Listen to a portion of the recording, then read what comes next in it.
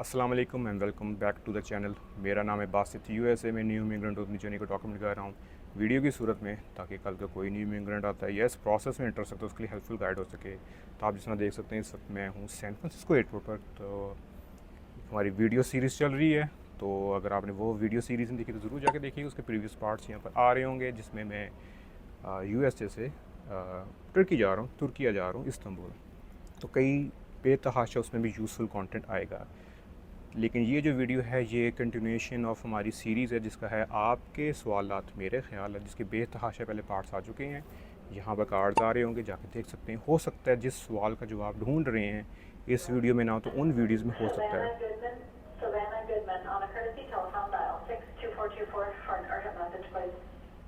Announcement ख़त्म हो चुकी है। अगर उन वीडियोज़ में भी आपको अपने सवाल का जवाब नहीं मिलता तो ज़रूर कमेंट लिखें।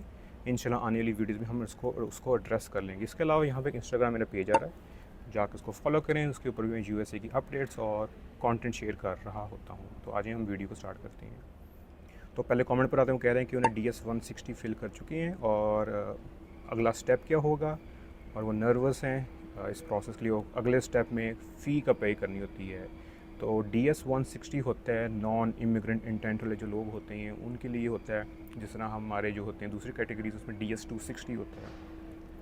लेकिन DS-160 में कुछ कैटेगरीज होती हैं, जिस तरह K1 which is the I-129F fiance visa जिसका होता है, उनका भी I-160 ही होता है। तो पहले आपने वो फिल करना होता है। उसके बाद अलाइड बैंक में जो भी ऑथराइज बैंक होता है, हमारे ज़माने जब मैंने DS-160 किया था for the B1 B2 visa, तब अलाइड बैंक था।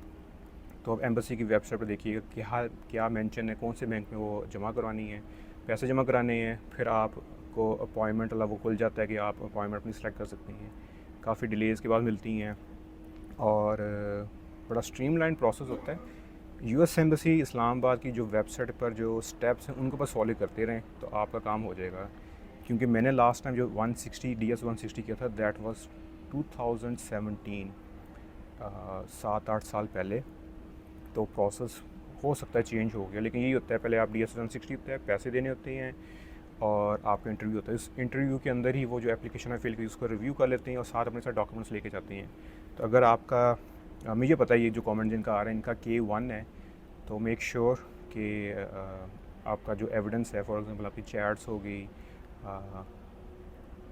एक एक एफिडेविट होता है जिसमें होता है कि आपको जब वीज़ा मिल जाएगा तो आप यूएसए जाके विद इन 90 डेज़ जो हैं वो शादी करेंगे। तो वो मेक श्योर जो आपने अपना जब फ़ाइल किया था K1, तो वो वाली फ़ाइल साथ लेके जाइएगा। तो मैं उम्मीद करता हूँ आपका जो सवाल है वो एड्रेस हो रहा है, और अपना ख्याल रखिएगा। अगला जो कमेंट है, अस्सलाम वालेकुम। वालेकुम अस्सलाम। F2B का कहते हैं कि उनका केस है, उनको वीज़ा मिल चुका है, लेकिन जो कि एक्सपायरी है वो बहुत करीब है एज़ कम्पेयर टू जब उनका मेडिकल लेट एक्सपायर हो रहा है। क्यों? जनरल रूल तो यही होता है कि जब आपका मेडिकल एक्सपायर हो रहा होता है तब तक वो उसकी वीज़ा की वैलिडिटी होती है, आपके जो पासपोर्ट में स्टिकर लगा होता है। उन्हें क्यों कम दिया है, I have no idea. Maybe try looking up online, आपको शायद वहाँ पे कुछ उसकी मिल जाए। लेकिन लेकिन आप खुश हों, आपको वीज़ा मिल चुका है, तो बजाय कि इसमें आप प्रोब करें कि क्यों कम मिला है, make sure to fly within those limitation के एक्सपायरी से पहले आप फ्लाई कर जाएँ, अपनी एंट्री लगाएं।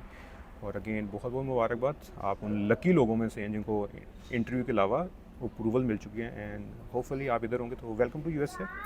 तो मैं उम्मीद करता हूँ आपको जो कमेंट है वो एड्रेस हो, और अपना ख्याल रखिएगा। तो जो अगला कमेंट है वो पूछ रहे हैं कि जो उनके स्पाउस की जो प्रीवियस शादी की डिवोर्स हुई थी उसके ऊपर बेसिकली फर्दर एविडेंस मांगा ऑफिसर ने 221G में कि यूएसए में जो डिवोर्स डिग्री है उसकी हमें कॉपी चाहिए। वो कह रहे हैं कि जो जिसकी शादी हुई वो कभी यूएसए गया नहीं, वो इधर ही निकाह नामा था। तो जो मुझे अंडरस्टैंडिंग आ रही है, तो वो कह रहे हैं डिवोर्स जो है पेपर जो उन्हें लेके भी गए वो पाकिस्तान में नादरा का था। जहाँ तक मुझे अंदाज़ा है कि जब आपकी कोई भी शादी होती है टू अ यूएस सिटीज़न, तो वो बंदा यूएसए में भी रजिस्टर्ड करवाते हैं अपनी स्टेट में। तो ऑफिसर के पास आप तो वो ले गए पाकिस्तान का डिवोर्स सर्टिफिकेट जो था प्रीवियस शादी से नादरा का। तो आपका जो इस वक्त स्पाउस है तो उनके पास होना चाहिए यूएसए से भी, अगर उन्हें कभी रजिस्टर्ड करवाई थी डिवोर्स का सर्टिफिकेट, फॉर एग्जांपल कोई बंदा कैलिफोर्निया में दे गॉट मैरिड हेयर, तो वो नॉट गॉट मैरिड है लेकिन फॉर एग्जांपल पाकिस्तान मैरी हुए और उनने अपनी शादी रजिस्टर करवा ली कैलिफोर्निया में भी, तो उनको कैलिफोर्निया में सर्टिफिकेट मिलता है। तो आई थिंक शायद वो मांग रहे हों। और अगर कभी रजिस्टर नहीं करवाई है तो अगेन सीक प्रोफेशनल हेल्प, किसी लॉ फर्म को रीच आउट करें और उनसे समझें कि वो क्या मांगने की कोशिश कर रहे हैं। लेकिन जहाँ तक मुझे जो लिमिटेड नॉलेज था उसमें यही है कि यूएसए में रजिस्टर्ड होती हैं, आई थिंक वो उसके लिए वो डिवोर्स सर्टिफिकेट मांग रहे हैं आपके पटिशनर, आपके करंट स्पाउस की प्रीवियस शादी से। तो मैं उम्मीद करता हूँ आपको जो सवाल वो एड्रेस हो रहा है, अपना ख्याल रखिएगा। अगले कमेंट पर आते हैं। अस्सलाम वालेकुम। वालेकुम अस्सलाम। जो समरी है वो कह रहे हैं कि जब लोग इंटरव्यू पर गए तो ऑफिसर को गलती लगी और उसने कहा कि आपके जो भाई हैं वो क्वालिफाई नहीं करते फॉर CSPA और वो एज आउट हो गए। तो अब ये लोग क्या कर सकते हैं? इसके ऊपर एक मैंने पूरी वीडियो बनाई थी, यहाँ पर कार्ड आ रहा होगा जिसको कहते हैं F2B। अगर आपके भाई बहन अनमैरिड हैं तो आपके पेरेंट्स बेसिकली जाते हैं USA, उनको जब ग्रीन कार्ड मिल जाते हैं they have to file I-130। और कोई भी ग्रीन कार्ड होल्डर पेरेंट्स होते हैं अपने अनमैरिड बच्चों को बुला सकता है जो 21 के एज से ऊपर से होते हैं। अगर वो भाई बहन आपके जो हैं वो शादी कर लेंगे तो आपके पेरेंट्स सिटीज़नशिप मिलने के बाद मैरिड अपने बच्चों को बुला सकते हैं। तो वो वीडियो देख लीजिएगा। उसके अलावा F2B को सर्च करें, आपको काफ़ी अंडरस्टैंडिंग हो जाएगी। और फिर भी क्लैरिटी नहीं मिलती तो always reach out to a law firm in USA। आप आएंगे कोई भी जिस एरिया में रह रहे हैं, देखें कौन सी फैमिली इमिग्रेशन लॉ फर्म को रीच आउट करें, they will make your plan कि क्या करना चाहिए। मुझे क्यों पता है क्योंकि मेरे 2 भाई थे, they got as out as well. तो ये प्रोसेस मैंने किया था। तो maybe there is a better process for your siblings.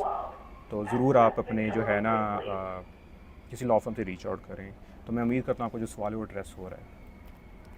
तो मैं उम्मीद करता हूँ आप लोगों को आज की वीडियो पसंद आएगी। वीडियो पसंद है hit the like button, channel को सब्सक्राइब करें, hit the notification bell icon. यहाँ पर मेरे एक इंस्टाग्राम पेज आ रहा है जिसको जाकर फॉलो मस्ट है।